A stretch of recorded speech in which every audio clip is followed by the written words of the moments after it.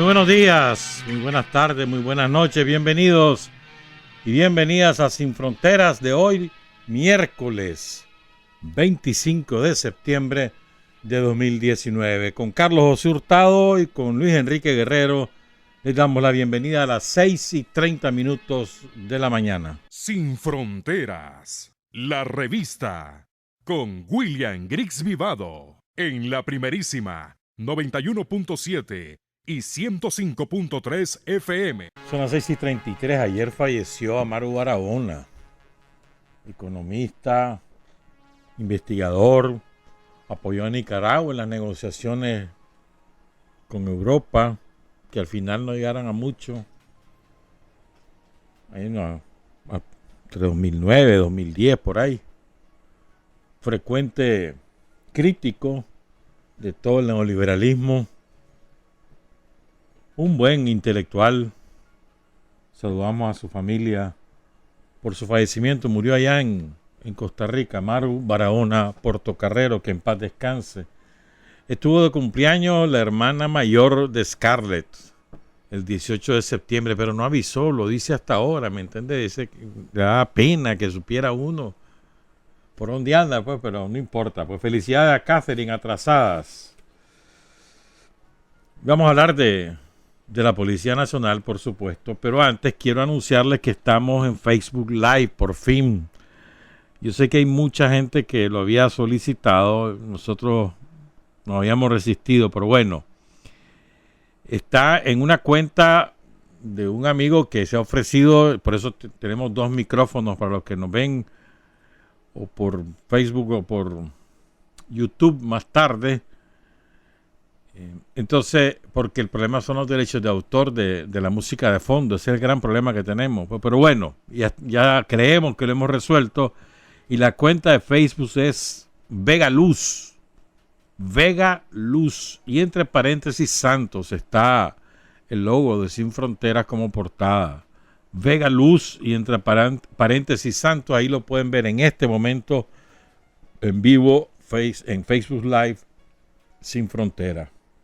Vamos a ver si eso se corre la voz. Y luego más o menos a las 9:30, 10 de la mañana en YouTube el programa grabado. Vamos a hablar de la policía, les decía, pero antes es que ayer la vicepresidenta Rosario Murillo anunció un espectacular programa de reconstrucción, de remodelación, de construcción de estadios, de instalaciones deportivas en todo el país.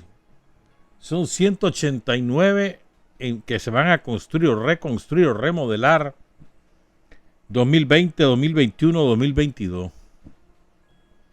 Ya se fijaron, ¿verdad? Estamos pensando en el 2022. ¿O tenía vos alguna duda de que vamos a seguir en el 2022? Entonces, es una inversión descomunal. 2.131 millones de Córdoba. O sea, yo no creo que exista ningún gobierno en la historia de Nicaragua que haya hecho tanto por el deporte, por el fomento del deporte, que el gobierno de Daniel. No conozco ninguna cifra que se compare.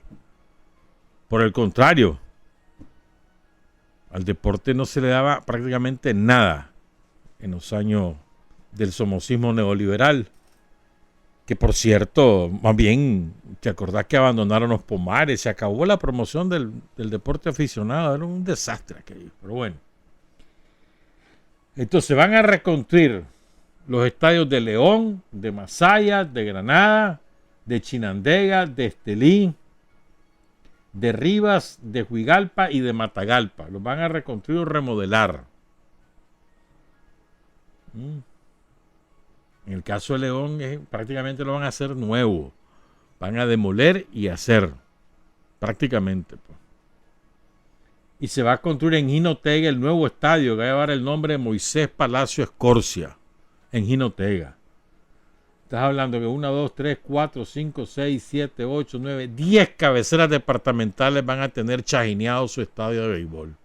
Porque Bluefield también lo van a reconstruir parcialmente y lo van a remodelar, el estadio Glorias Costeñas de Bluefields. Hay que hacer uno en la UNEPERLA, ¿verdad, Noel? Hay que hacer uno. Ahí se juega bastante en la Uneperla. O en Cucragil, pues. No, pero mejor en la Uneperla. El estadio de fútbol lo van a ampliar. El de aquí de Managua, perdón, el de Estelí. Lo van, fíjate vos, ese de Estelí que es el mejor del país. Y lo van a hacer todavía mejor. Van a reconstruir el de Diriamba, Cacique Diriangén. Van a construir uno nuevo en Chinandega de fútbol. Van a reconstruir el estadio de Jalapa, el de fútbol. En Jalapa el fútbol es el rey, por su cercanía con Honduras.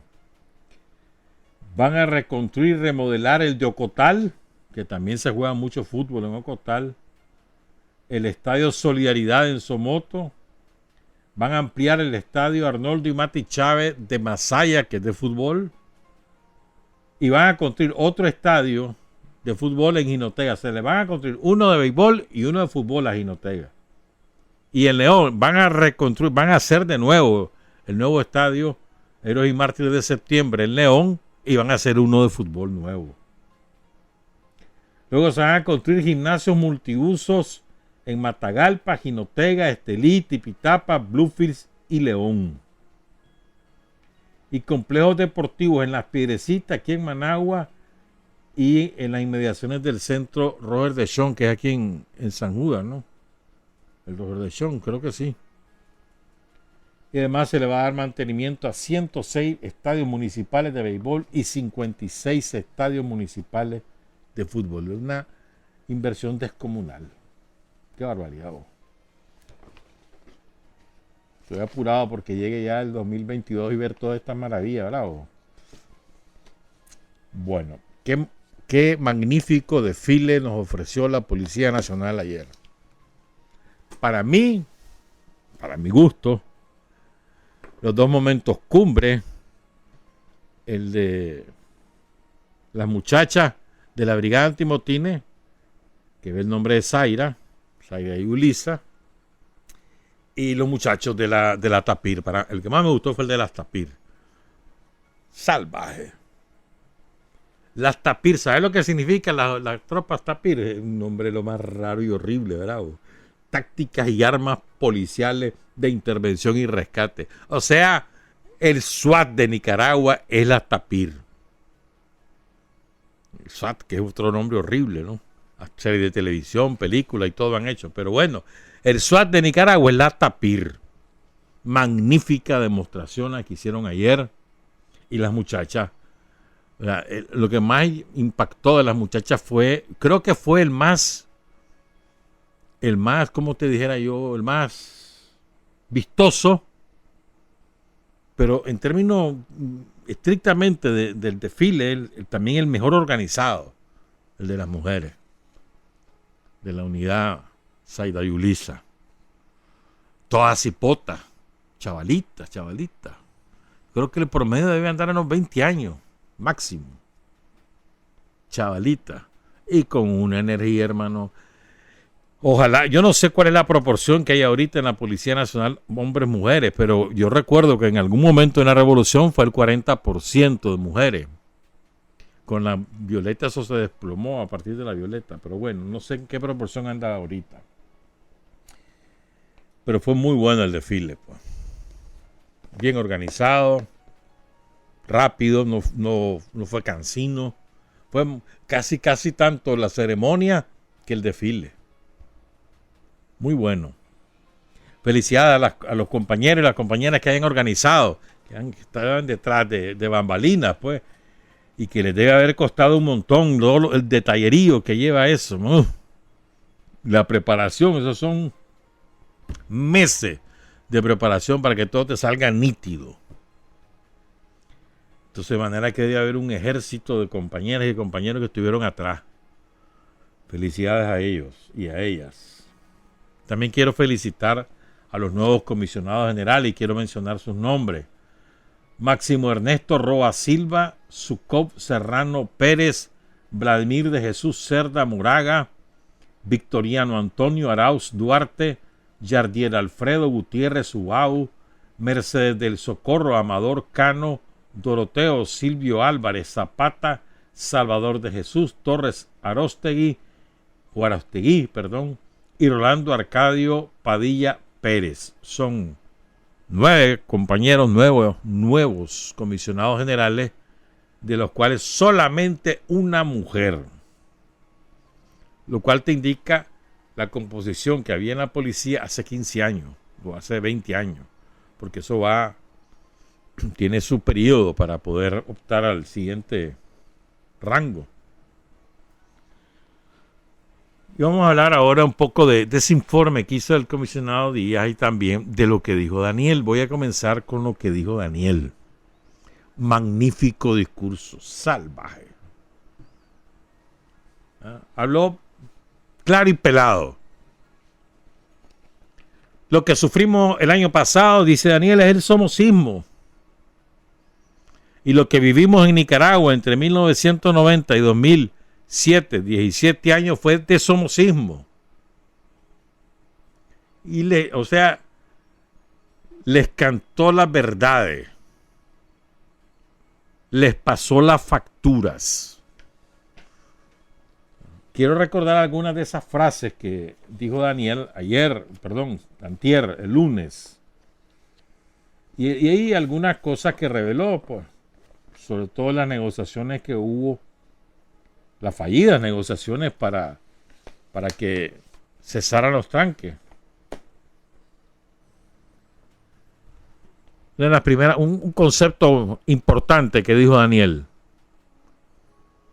Es responsabilidad de un gobierno, independientemente de su ideología, de su pensamiento político, fortalecer a las instituciones que resguardan la seguridad y la soberanía del país. Esa es responsabilidad del gobierno, del Estado. Vos vas a fortalecer tus dos instrumentos que te sirven para garantizar la paz y la tranquilidad del país. No importa qué tipo de gobierno sea, pero eso no ocurrió. ¿Y saben por qué no ocurrió en los años 90 y 2000? Por el carácter, por el origen de los dos instrumentos.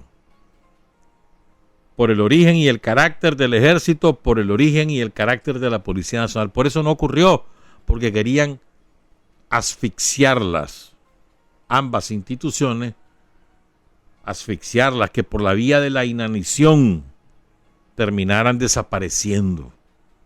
Esa era su intención, porque como no pudieron por la vía instrumental jurídica ni por la vía política, no lo pudieron hacer, entonces era su onda, pues.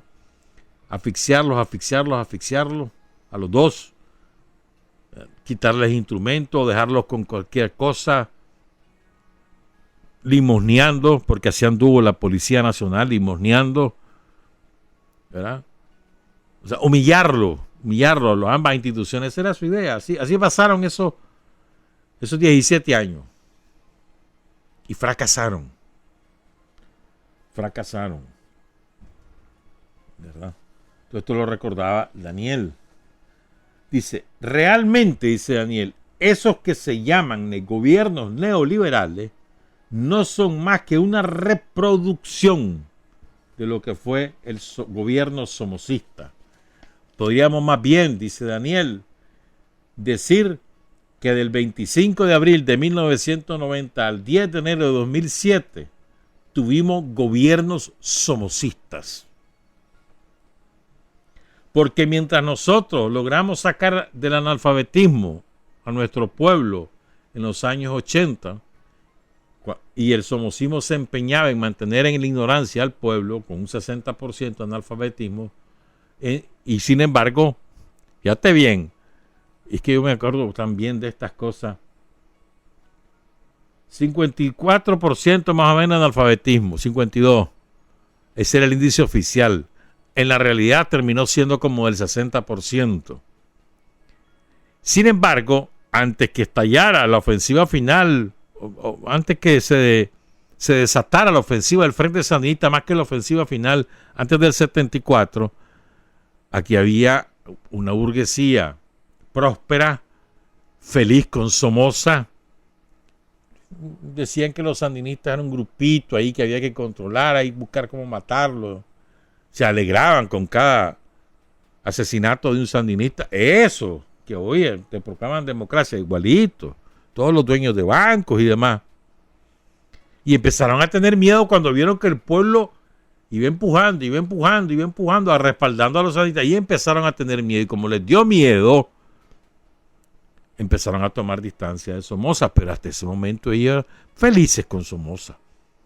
Habían fraudes electorales aquí. ¿Vos crees que habían protestas de los conservadores o de la burguesía o del COSEP? Hubo fraude en el 74, hubo fraude en el 67. Eso no protestaban. Los conservadores medio que protestaron en el 67, ¿verdad? Y rafla los apagaron y se cayeron la boca, ya está. O el fraude del 55, del 51, 52, no recuerdo, no preciso el año, 52 creo que fue. O el fraude del 48, o el fraude del 37. No había empresario que protestara. Viva Somoza, decían. Vale, pues. O cuando asesinaron a Sandino, que le fueron a hacer el homenaje. Entonces, mientras esto ocurría, la gente en la miseria, porque esas son las cosas que no le enseñan a los jóvenes, a la chavalada. ¿Verdad? La chavalada hoy, de algunos viejos, que con el somocismo estaba del dólar al 7 por 1, al 10 llegamos, nada más. ¿Verdad? Y aquí se compraba con 5 pesos y no sé qué. Ajá, el que tenía. Porque la inmensa mayoría del pueblo de Nicaragua vivía en la miseria absoluta. Miseria absoluta. El campesino que tenía tierra se la quitaban a la fuerza. O lo mataban y se la robaban o simplemente se la quitaban. Pregúntenle a los campesinos de Matagalpa, de Jinotega, de Chinandega, de León. Pregunten lo que pasó en los años 50, en los años 60. ¿Verdad? Entonces, mientras eso ocurría, mientras el somocismo tenía oprimido al pueblo de Nicaragua por dos vías, por la vía de la represión y por la vía del hambre y de la ignorancia, la burguesía feliz. Iban a estudiar a Londres, a París, a Washington, a New York, a Texas y a no sé dónde. Ellos felices. Y había un sector medio, ¿verdad?, que vivía de las migajas que tiraba la burguesía, totalmente adscrito a ese régimen. Poco a poco, parte de ese sector medio, sobre todo los hijos de esa familia del sector medio, se fueron distanciando y se incorporaron al frente. Muchos de ellos ya se fueron. Pero bueno. Entonces sigo lo que decía Daniel, ¿verdad? No es casual que en ese periodo somocista, es que esta es una definición política e ideológica, hermano. Jamás Daniel había dicho esto. Jamás. Aunque lo pensara, nunca lo había formulado. Hasta hoy. Sí, lo que aquí vivimos fue el somocismo hasta 79 y del 90 hasta 2007. Y lo que pasó el año pasado era una operación que quería restaurar el somocismo en Nicaragua. En resumen, ese es el mensaje de Daniel de lunes. Magnífico discurso, magnífico. ¿Verdad? No es casual, dice Daniel, que en ese periodo se privatizó la educación, la salud, el sálvese quien pueda. ¿Y quiénes eran los que podían salvarse? ¿Y los pobres qué? Le fue arrebatado a nuestros pueblos esos derechos por esa práctica somocista de gobiernos somocistas. Y se dieron a la tarea también de buscar cómo quitarle la tierra a los campesinos. La tierra que nosotros le habíamos entregado con la reforma agraria. A buscar indemnización cuando ya habían recibido indemnizaciones. ¿Te acordás de eso? ¿Te acordás de eso? O sea, el gobierno sandinista de los 80 les pagó a muchos hacendados, finqueros, incluso empresarios, les pagó por empresa o por hacienda o por finca que había tomado la revolución para entregarla a los trabajadores o a los campesinos. Les pagó. Y en aquella época lo difícil que era, en dólares, por la escasez de divisas que había en el país. Y vinieron los sinvergüenza y volvieron a cobrar en los 90 y los 2000. O si no, lo que ocurrió, por ejemplo, con el ingenio San Antonio, el de los Pelas. El gobierno sandinista invirtió ahí $1 millón que eso era muchísimo dinero en aquella época, y sobre todo para nosotros, que vivíamos en la perra calle, $1.000.000 para rehabilitar el ingenio porque los Pérez lo habían abandonado. Seguía siendo de ellos. Ellos seguían produciendo, ellos seguían exportando, seguían quedándose con la ganancia, pero no invertían. Y como corría peligro de paralizarse, el gobierno sandinista lo intervino e invirtió. Cuando viene el 90, le entregaron el ingenio de San Antonio completo con $1.000.000 invertido. Ni un centavo pagó Pelas por eso. O lo que pasó en el laboratorio Solca, el mejor laboratorio de Centroamérica, el mejor laboratorio de medicamento, con una inversión de $5 millones, dilapidada. Lo obligaron a cerrar operaciones, después se lo devolvieron a los Solórzano, y eso es que los Solórzano nunca fueron confiscados, sino que lo perdieron a manos de los bancos de Somoza. Pero bueno, esos son ejemplos de cosas que ocurrieron. ¿Verdad? Sigo con lo que decía Daniel. Dice, en la práctica somocista del saqueo, del robo, con la máscara de que eran los gobiernos demócratas, igual que Somoza. Somoza era un gobierno demócrata reconocido por la comunidad internacional y por Estados Unidos. Es decir, no se definían como somocistas ni doña Violeta, ni Alemán, ni Enrique Bolaño, pero pusieron en práctica un gobierno, vale la redundancia, con prácticas somocistas. Los gobiernos, esos tres gobiernos, en su quehacer lo que hacían era prácticas somocistas. Y es verdad, del tamaño de la catedral, una verdad del tamaño de la catedral. Claro, ellos hubieran querido tener sometida a la Policía Nacional y tener sometido al Ejército de Nicaragua para que se completara el circuito somocista y entonces se aplastara al pueblo con la vía de la represión. Utilizaron a ambos instrumentos, los utilizaron en determinado momento para efectivamente imponer la represión, como ocurrió en Estelí, en San Ramón, aquí en Managua con el ejército, como ocurrió con la policía contra las manifestaciones estudiantiles, contra las huelgas de los trabajadores o de los transportistas. Sí, pero no lograron que se convirtieran en instrumentos de sangre, no lo lograron. Hubo esos intentos, esos vaivenes y había resistencia, ¿verdad? Entonces, ahora vamos a hablar un poquito a repetir un poquito lo que decía Daniel de lo que ocurrió el año pasado, porque es interesante. Dice, en medio de los intentos, oigan bien, en medio de los intentos del somocismo, que en abril del año pasado pensaron que ya se hacían de nuevo con el poder, con toda su virulencia, con toda su práctica terrorista, quemando policías, torturando policías, asesinando policías, amenazando a los compañeros del ejército. ¿Te acuerdas? Las prácticas somocistas, los intentos del somocismo para recuperar el poder en abril del año pasado. Y recuerda la orden que le dio el ejército y a la policía de quedarse en sus instalaciones, no salir a patrullar, no, excepto el ejército que le tocaba ir a cuidar las instalaciones estratégicas. Esa es la orden que dio Daniel. Pero dice, no eran el ejército y la policía una fuerza de combate contra esos terroristas. Y entonces eso les hacía creerse a ellos que estaban ganando la guerra. Y ya decían que iban a conquistar y a tomarse los cuarteles de tal ciudad y después de los cuarteles de tal otra ciudad. Destruyeron centros de salud, puestos de salud, los quemaron escuelas, asesinaron a diestra y siniestra, trancando el país y trancando el tránsito. Alentados por, oigan esto, alentados por todos aquellos que habían acumulado la riqueza desde la época del somocismo y que luego habían detentado el poder en este periodo del 90 a 2007. Pensaron que era la hora de tomar nuevamente el poder.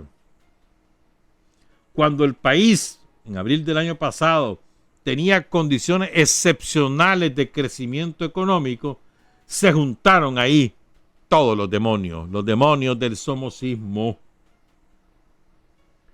Pero llegó un momento, dice Daniel, después de múltiples esfuerzos para que cesaran sus actos criminales, no quedó más camino que lo que establecen las leyes. Y recuerda aquí, esto no lo voy a leer, lo voy a contar como lo dijo él.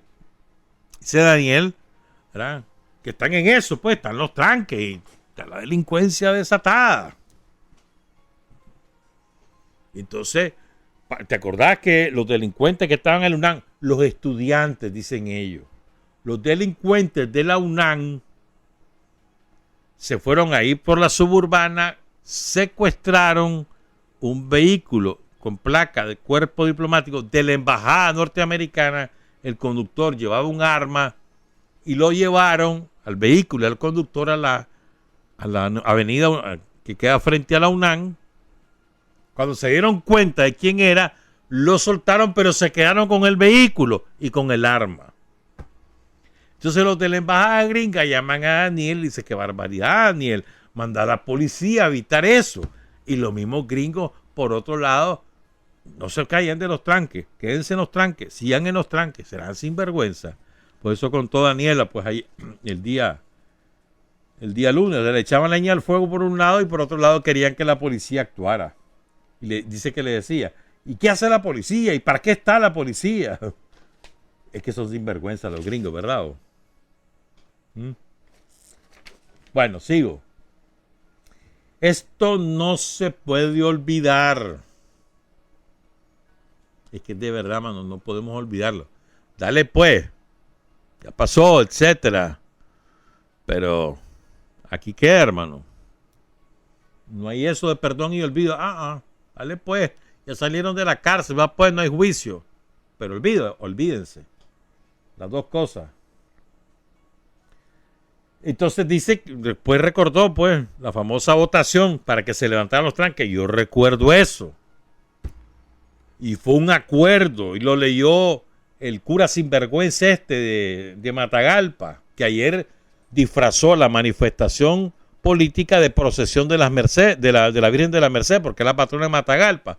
Mientras en León era multitud de gente en su devoción, una procesión religiosa, más nada. En Matagalpa puso un grupito como de 70, 100 individuos encapuchados y demás haciendo el espectáculo. Bueno, ese individuo fue el que leyó los acuerdos y ahí decía levantar los tranques un sábado por la mañana.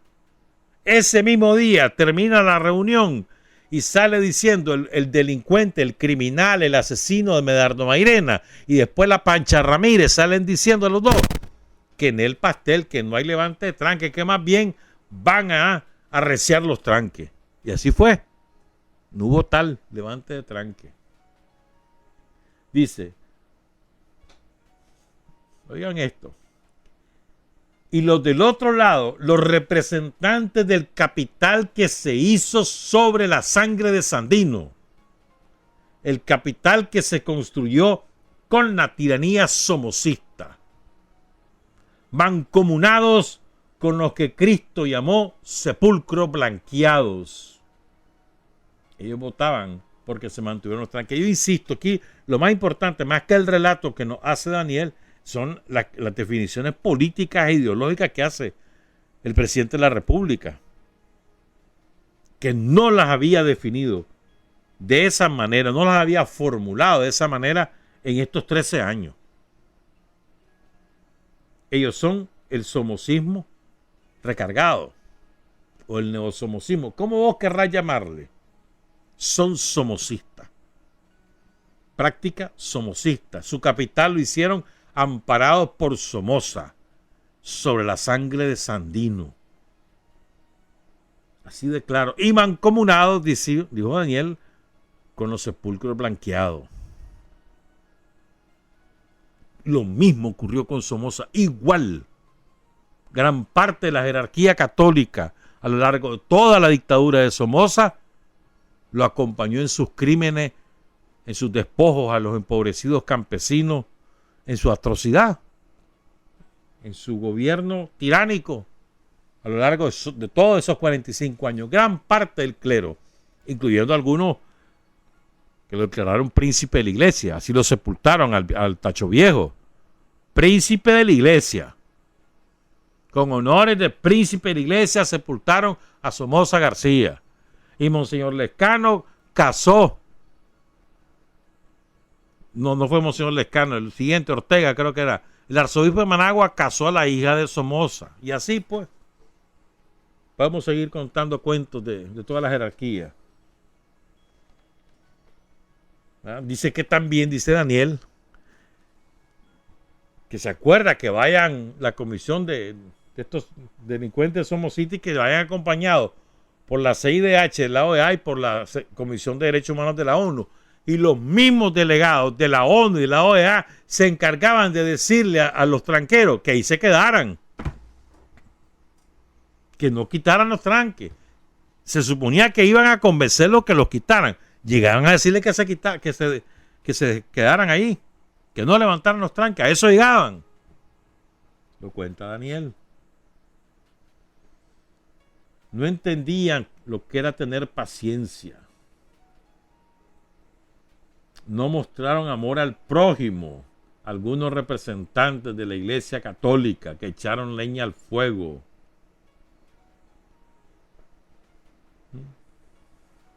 Finalmente, pues se tuvo que hacer lo que se hizo. Pues.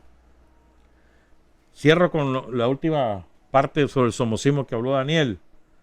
Recuerda que en esas condiciones, todas las dificultades que habían, y el país no se detuvo. No se detuvo desde el punto de vista productivo, porque los campesinos siguieron trabajando, porque los comerciantes siguieron trabajando, porque gran parte de las empresas de la pequeña y mediana producción siguió trabajando, sino porque además el gobierno reinició toda su inversión pública a partir de agosto. Y así se inauguraron carreteras, puentes, escuelas, centros de salud, lo que te dé la gana. Hasta el Pomares terminó. Entonces dice Daniel, y con todo y lo que ellos dicen, porque estos somocistas siguen sembrando, tratando de sembrar la cizaña, amenazando, el país sigue adelante, el pueblo sigue adelante. Aquí les recuerda a los gringos, a los europeos, que ellos con solo suponer que alguien puede ser que quiera planear un acto terrorista, le caen encima. Y quieren que aquí los dejemos correr.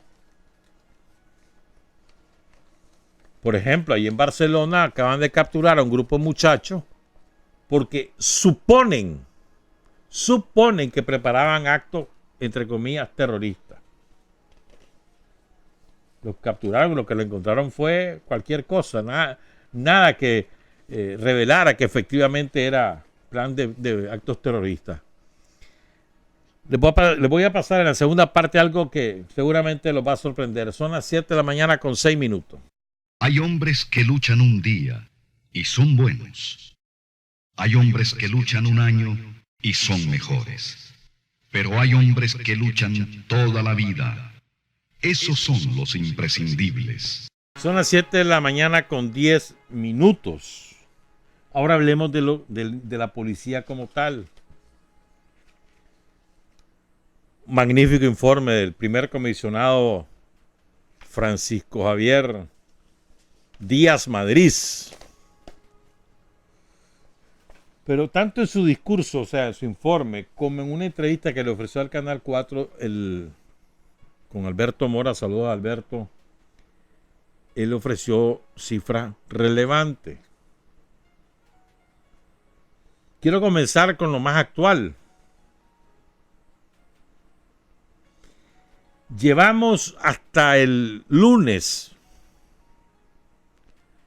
560 muertos por accidentes de tránsito. No incluyo ni martes ni la madrugada de hoy. 560 muertos por accidentes de tránsito y no hemos terminado el 9º mes del año.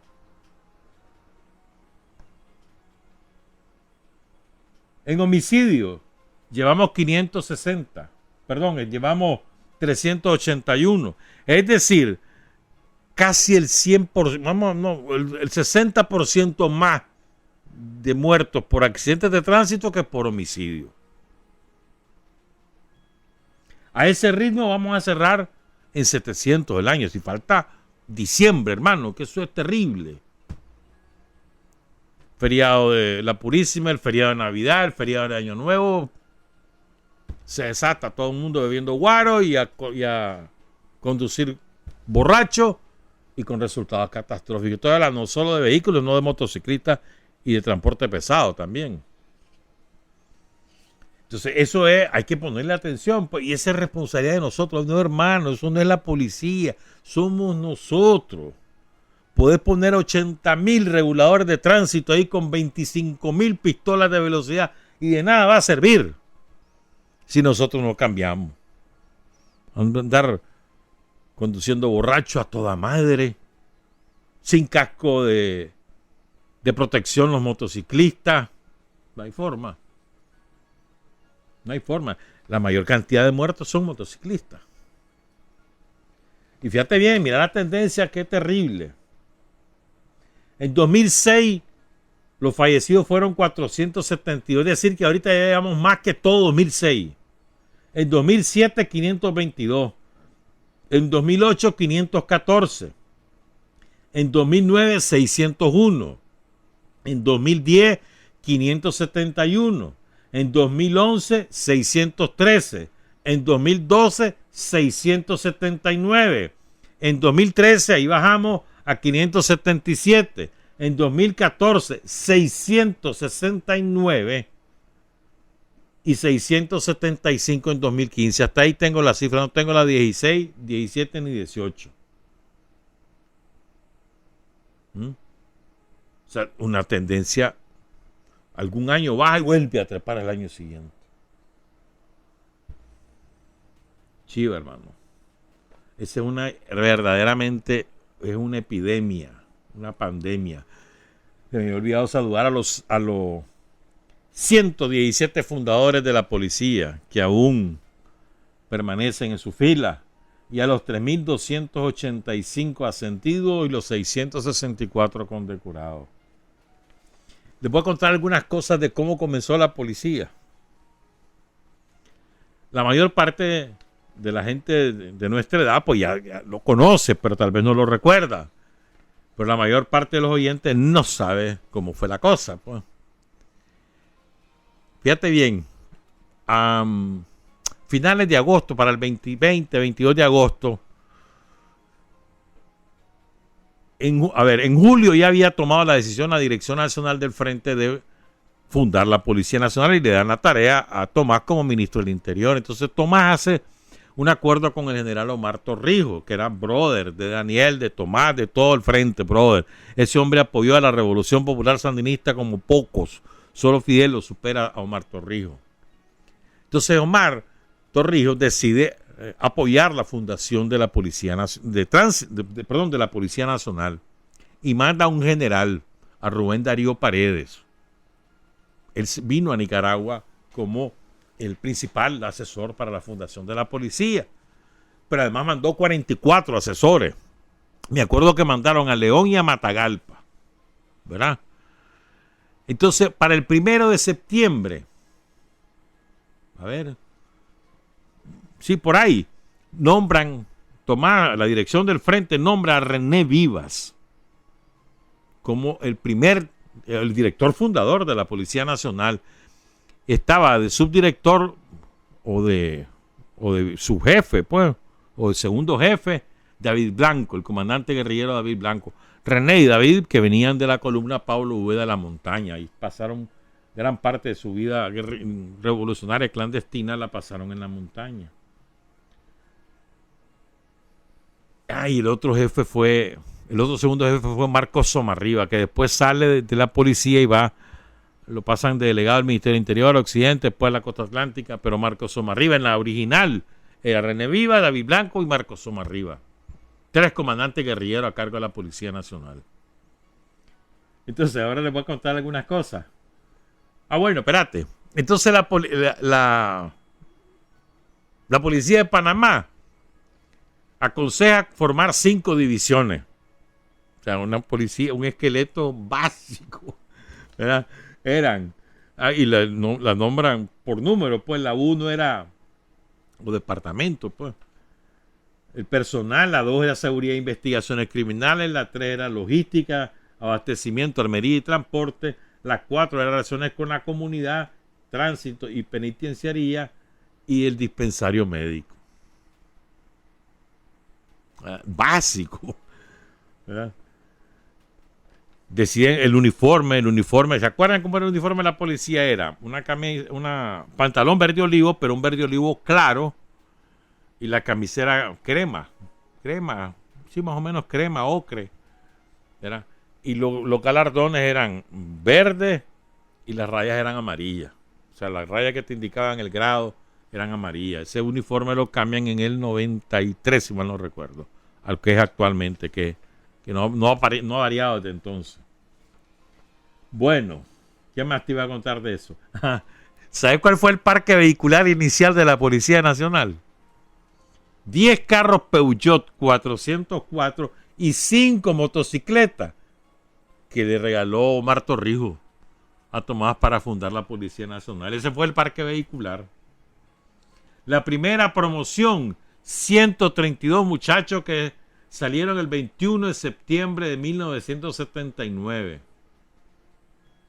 La primera acción policial antes que se fundara oficialmente, el 1 de septiembre del 79, 3 tipos asaltaron la boletería del Cine América ahí en Bello Horizonte, ahí en la rotonda de Bello Horizonte, que ahora, ¿qué cosa hay ahí ahora? ¿Una iglesia? No. ¿Qué cosa hay? ¿Un casino? ¿Dónde era el Cine América? No, ese es el Bello Horizonte. A ver, no sé, pues, no importa. Y entonces, tomaron rehenes. Entonces llegó la policía naciente, el uno de ellos salió herido y frustraron el asalto el 1 de septiembre del 79. La segunda promoción de la Policía Nacional fue en diciembre del 79, ahí salieron 400 y su trabajo de graduación, miren qué interesante, los mandaron a hacer un operativo a recuperar objetos robados en el mercado oriental, donde los topes, pues. Interesante es eso. Después, el año siguiente, mandaron a estudiar un montón de policías a Bulgaria, Alemania Democrática, a Checoslovaquia, a Rusia, a la Unión Soviética. Montones salieron, sí. 200, solamente en Bulgaria fueron 200. En el transcurso de los primeros años se creó el laboratorio criminalístico, la técnica cadena, el archivo, tránsito, las patrullas, etc. El 3 de octubre del 79 se funda, digamos, el precedente de la Academia Militar Walter Mendoza, que ahora es no sé cuántos estudios superiores policiales, algo así. Pero bueno, 3 de octubre. Y lo hacen donde está hoy. ¿Y sabes qué era? Donde está la Walter Mendoza. ¿Sabes qué era ahí? Que queda ahí en la carretera sur. Kilómetro 11, si mal no recuerdo, la carretera 11 y medio. Hacia mano derecha, subiendo. Pues ahí era la mansión de la Dinora Samson. Ahí era, o sea que la Susana Castillo, la diputada del PLC, debe estar todavía de duelo, amargada, porque ahí es la Academia Walter Mendoza. Esa casa ya pasaba ahí. Ella aspiraba a sustituir a la Dinora, ¿me entendés? Pero bueno, miren qué interesante. ¿Saben cuál fue uno de los componentes de la educación de los muchachos policías? Primaria acelerada. Porque la mayor parte no eran, Carlos, la mayor parte no eran analfabetas. Después le enseñaron a leer y a escribir en la campaña y después la primaria acelerada. Y como no se podía ir hasta la academia para recibir la secundaria, entonces fundaron la secundaria en las unidades policiales para que los policías pudieran avanzar. Interesante, interesante. ¿Qué más? El CNU elevó a rango de educación superior a la Academia Walter Mendoza en febrero del 2000. Y ahí fue cuando ahora se llama Instituto de Estudios Superiores de Ciencias Policiales Walter Mendoza. La academia, le dice todo el mundo, sí. Quiero contar esta anécdota. Espérate. En 1983 se fundó la Policía Voluntaria. Para esos que andan hablando babosadas. En el 83 y hay un decreto ley que lo ampara. La Policía Voluntaria. Pongan cuidado en esto. Es que me llamó la atención este dato y lo quiero contar. En Nicaragua, Somoza había creado lo que se llamaba los cuerpos de vigilancia y celadores. Y todo el mundo lo conocía como los serenos. Yo me acuerdo, pues, cipote, pues. Los serenos porque se serenaban, ¿me entiendes? Entonces eran los que andaban vigilando los barrios, las calles. Era un cuerpo regulado por la dictadura. Había un amparo legal. Entonces la revolución, ¿verdad?, en octubre de 1981 sustituye eso y crea los cuerpos de protección física. Entonces a mí me han preguntado muchas veces qué significa CPF. De ahí viene. Porque nosotros le decimos a los vigilantes CPF. Viene de ese decreto. Se quitó lo que era celadores y serenos, el término popular, y se sustituyó por los cuerpos de protección física. Entonces la gente le empezó a decir CPF. Y así se quedó, CPF. ¿En qué trabajas de CPF? Dice uno. Pero ese es el origen. Es una anécdota nada más. Sigo, pues fíjate bien.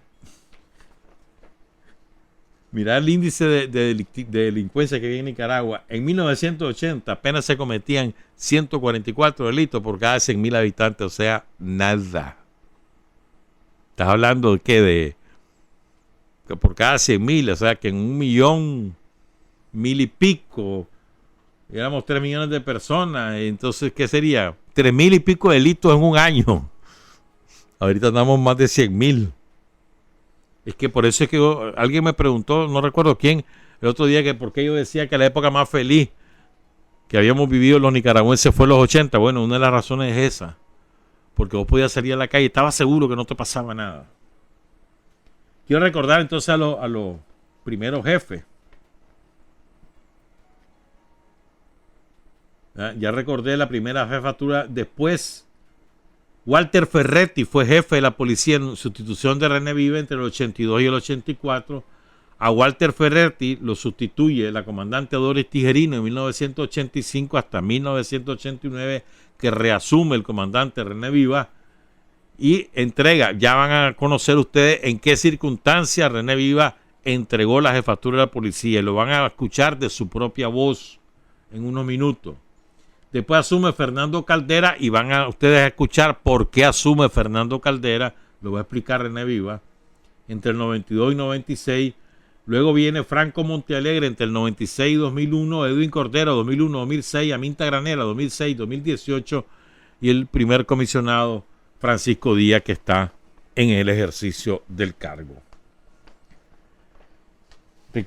¿Saben qué? Otro dato más, porque ya me está comiendo el tiempo y son 20 minutos de la entrevista con René. Quiero recordar, son hasta ahora 509 compañeros policías asesinados en el cumplimiento de su deber, o muertos en cumplimiento de su deber.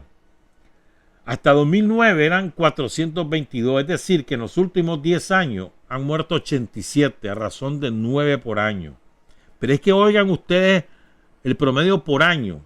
Hasta el año 2009, oigan esto: 7 policías muertos en el 79, 22 en el 80, 12 en el 81, 15 en el 82, 22 en el 83, 23 en el 84, 29 en 85, 31 en 86, 26 en 87, 20 en 88, 17 en 89, 25 en 90, 20 en 1991, 8 en 1992, 17 en 1993, 18 en el 94, 13 en el 95, 5 en el 96, 11 en el 97, 7 en el 98, 5 en el 99, 5 en el 2000, solamente 13 en el 2001, 9 en el 2002, 3 en el 2003, 10 en 2004, 11 en 2005, 5 en 2006, 8 en 2007,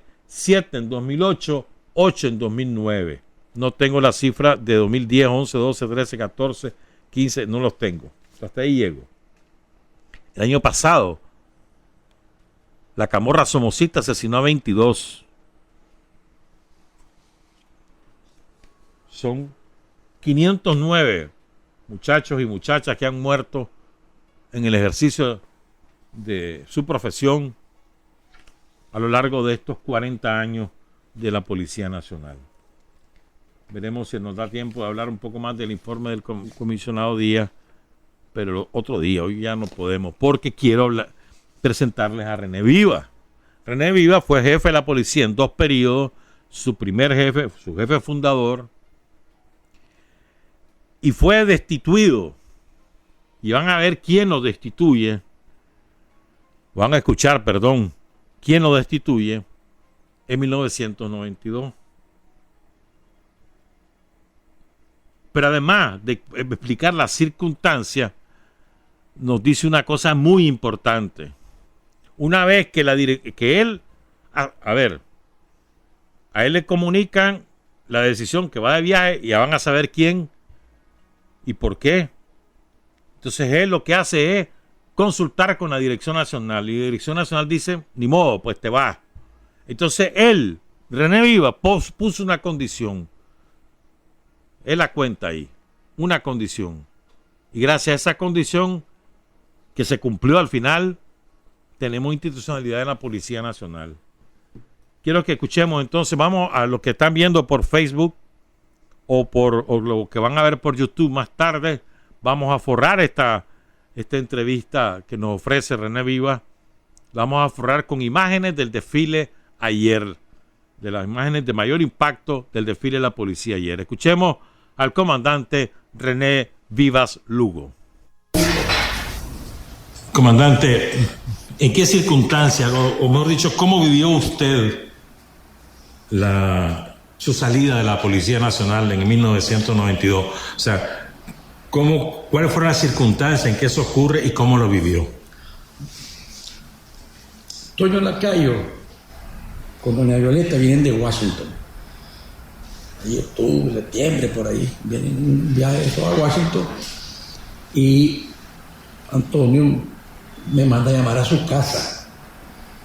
O sea, fue amable, no me lo dio ni en el parque ni me mandó un telegrama. Fui a la casa, ahí ¿cómo se llama? La Guadalupana, ¿no? La carretera sur. Entonces me dice, tenemos un problema, o el gobierno tiene un problema. Mr. Baker, secretario de Estado en esa época, James Baker, secretario de Estado de George Bush viejo, y que va de jefe de campaña para él mismo. Por tanto, no tengo tiempo de estar discutiendo muchas pendejeras como hacer. Estaban, ¿te acordás que esos 106 millones que iban a dar de préstamos, crédito al Fondo Monetario?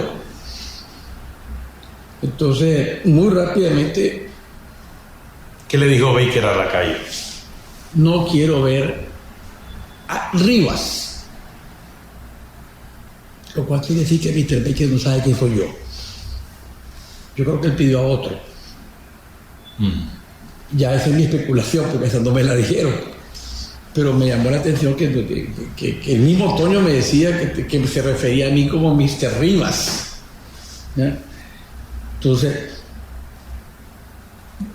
Toño me dice, yo me comprometí. Entonces te mando a llamar porque quiero que esto se haga de la mejor manera posible. Entonces le dije, mira, Toño, hagamos lo siguiente, vos comprenderás que esto no es una decisión mía. Déjamela con la dirección del centro. Entonces hablo con Modeste, otro compañero, hasta con Daniel, no me acuerdo bien, pero hay una reunión en el kiosco, ahí en la secretaría. Y le explico, bueno, vengo a la casa de Toño, dice Mr. Baker que no me quiere ver. Y Toño me acaba de pedir pues, que me retire, pero que él tampoco quiere hacer una crisis, sino que preferiría que fuese lo más amistosa, entre comillas. Yo pensé en ese momento que la posición de la dirección del frente iba a ser incendiaria, ni un paso atrás. Me sorprendió la comprensión. ¿Quiénes estaban en la reunión de la dirección? Todos. Daniel. Todos. Los 9. Los 9. incluyendo Humberto. Y Sergio Ramírez, que era el día ya en ese Y momento. Sergio Ramírez, sí. Todo. No, sí, fue una reunión. Yo la pido porque, ¿qué voy a hacer? Pues no quiero hacer esto sin que ustedes que aprueben lo que voy a hacer. Entonces, encontré, digamos, comprensión a la posición de Toño y al mensaje de Toño. Entonces, ya más tranquilo, porque no es lo mismo que yo pensé que me iban a decir al revés, no te vas, di un paso atrás. Lo cual a mí me hizo concluir que la cabeza que pidieron no era la mía, que había otra mejor. ¿Cuál? La de Humberto. Claro. Pero eso sí es especulación, esto no tengo ningún elemento más que eso no es escenario. O sea, entre las dos cabezas se va René. Esa es mi explicación. No tengo prueba. Esta es una especulación. Lo que sí es real es que a mí me visita Toño, voy a su casa, nos tomamos una sopita, me acuerdo, ahí estaba doña Cristiana, pero pues a solas con Toño, y después le digo, voy a dar por la dirección, y Toño está de acuerdo. Y después me dice, bueno, ¿qué hablaste? Bueno, pues está bien, pues entiende pues la situación. Entonces, Toño, pero eso sí, yo quiero ser el último jefe de policía que un gringo corra. Es decir, no puede estar la policía de Nicaragua sujeta que cada día de estudio a Washington venía y andar descabezando gente.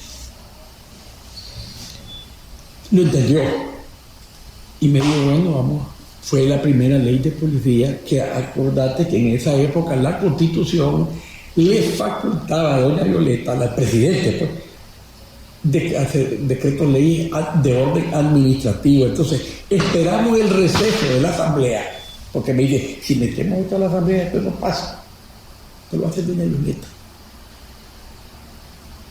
Y se pidió a España un asesor, estuvo aquí como 2 o 3 meses, hasta que hicimos el primer anteproyecto de ley de la policía, donde ya ya ahora está mucho más formal, pero eso salió, se hizo, fue ley de la República, de decreto presidencial con fuerza legislativa, porque se lo permitía la Constitución, y para poder hacer eso, por eso se escogió septiembre, para que hasta que estuviéramos listos pasamos discutiendo la ley meses, horas y horas. O sea, cuando él te llama es 91. Él me llama al inicio del 92. Estamos hablando del inicio. O sea, no es que al día siguiente que me llama, sino que hay un proceso. Me imagino que le dice a los gringos, ya vamos a resolver esto. Entonces, ¿en qué receso de la Asamblea? ¿En el receso de medio año? En el receso de medio año. Y entonces doña Violeta tenía facultad de legislar y saca el primer decreto. Y se publica el 5 de septiembre, horas antes de darle el mando a Fernando. ¿Quién nombra a Fernando Caldera? Humberto Ortega. ¿Por qué? No lo nombra porque no tiene facultad para nombrar, pero se pone de acuerdo con Toño. Y seleccionan a Caldera. A Caldera. Había otros cuadros en ese momento de superior nivel, sí, ¿no? Sí, pero bueno, escogieron. Para mí una elección que hace Humberto y Toño. ¿Por qué? Preguntarles a ellos. Ya. ¿Había una intención política de desandinizar la Policía Nacional? Sí, claro. Peor que eso. Y una de las cosas que yo le tengo que reconocer a Antonio Lacayo. Toño sale fuera de Nicaragua con doña Violeta. Queda aquí don Alfredito César, 7 puñales. El presidente de la Asamblea Nacional. Viene Carlos Andrés Pérez. Y ahí públicamente dicen que va a haber un jefe de policía civil, doctor José Palé de Baile, ya lo nombran, pues, y con Carlos Andrés Pérez y otros. Toño está fuera de Nicaragua. Y el proyecto que traen es la tiquitización, partirla.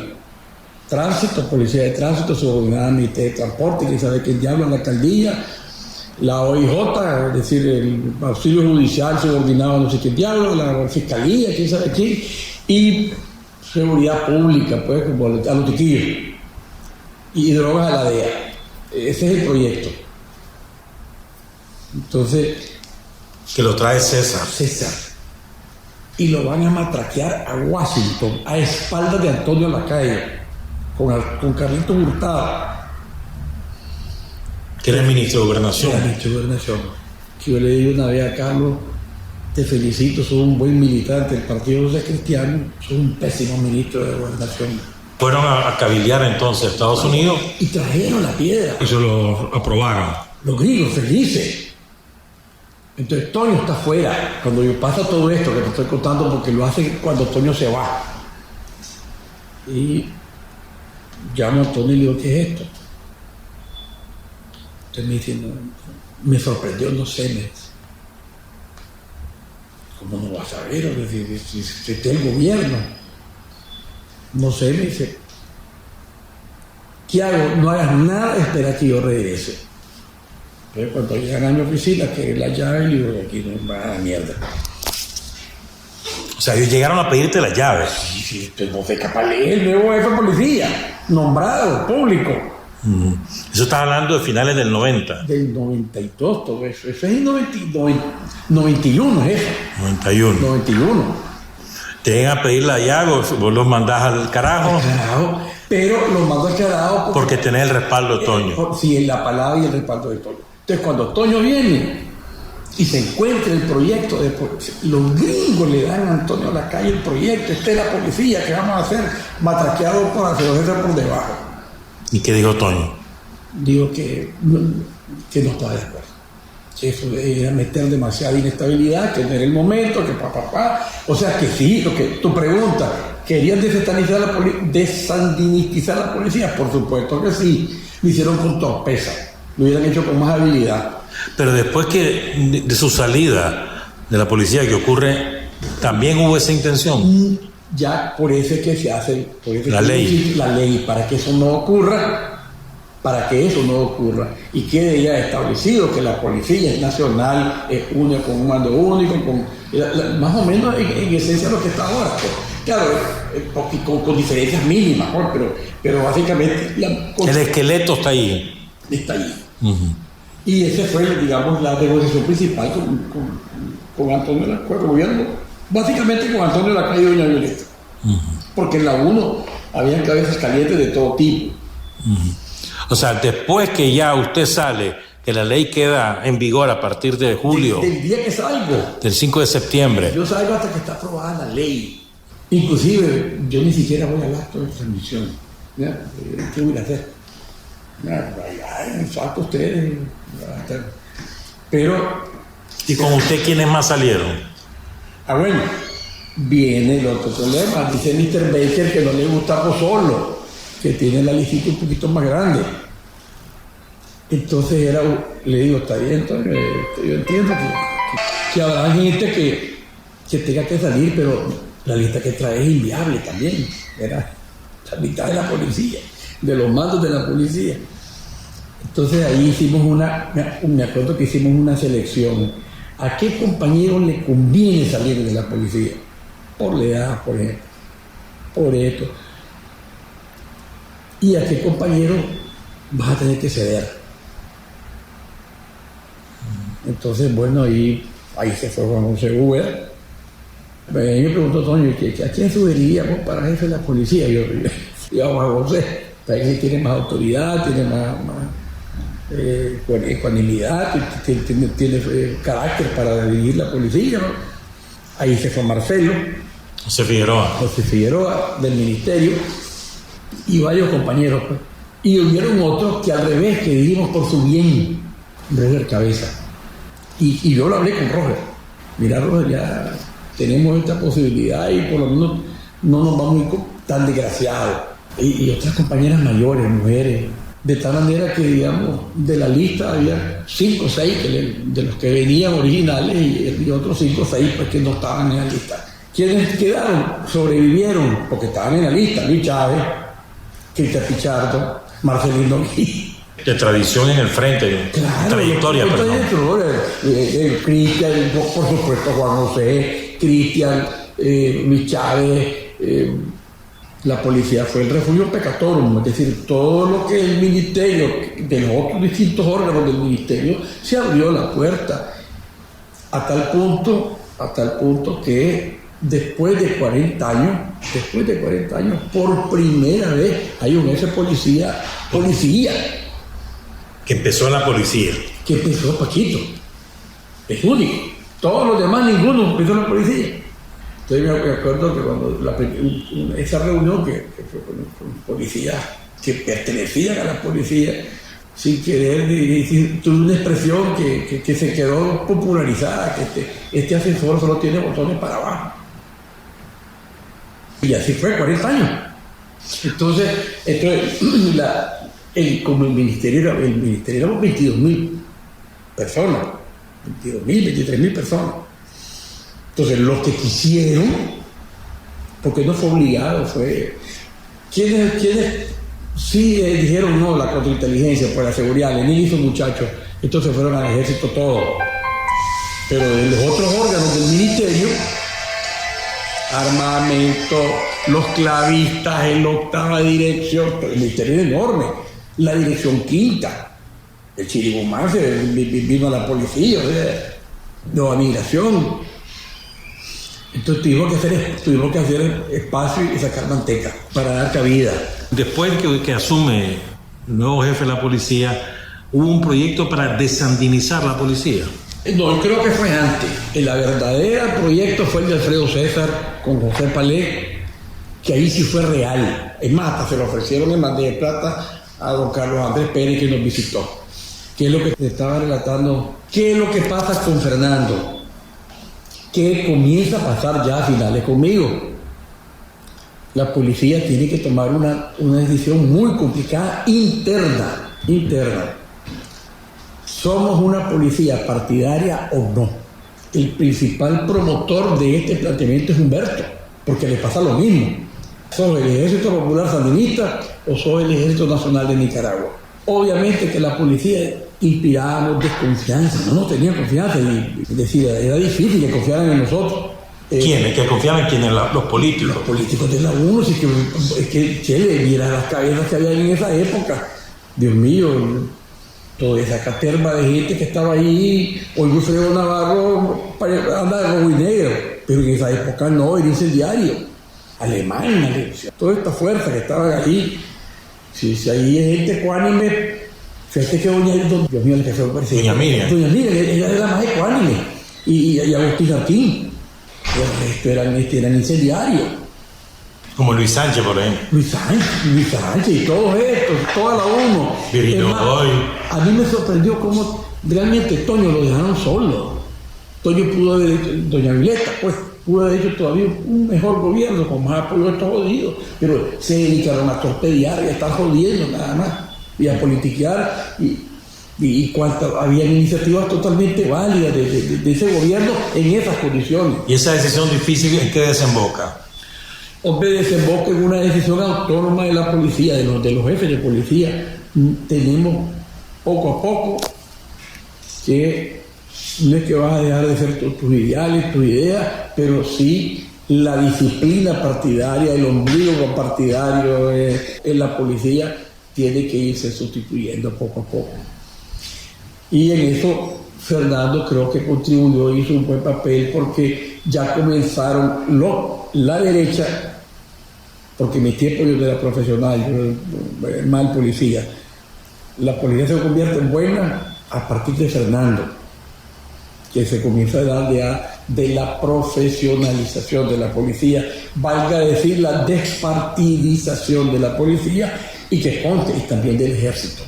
¿Despartidización o desandinización? Desandinización. O sea, extirpar el sandinismo de la policía. Claro. No han podido.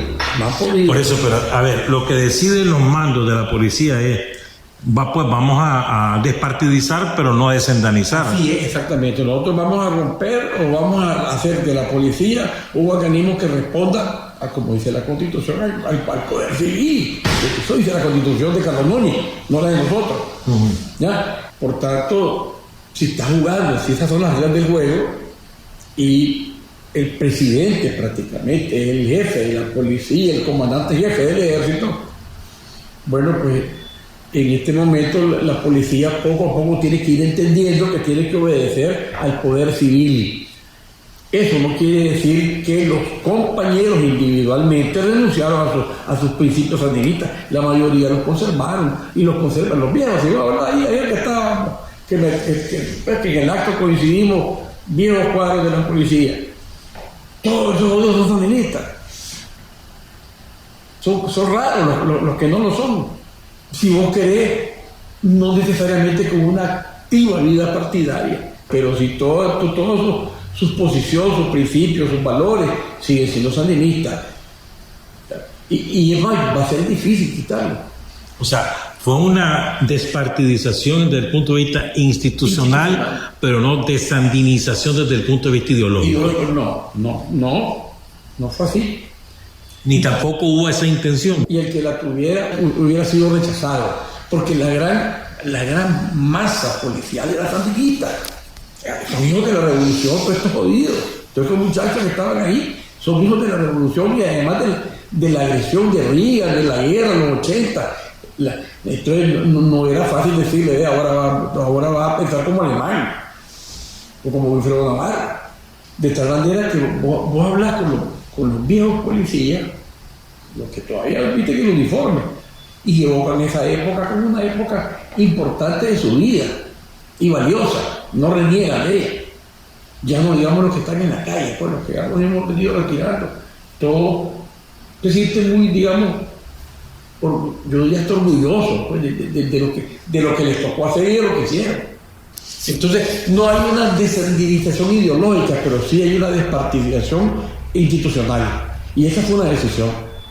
Escuchábamos al comandante guerrillero René Vivas Lugo, director fundador, jefe fundador de la Policía Nacional.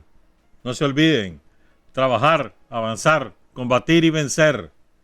Patria y libertad. Revolución es sentido del momento histórico. Es cambiar todo lo que debe ser cambiado. Es igualdad y libertad plenas.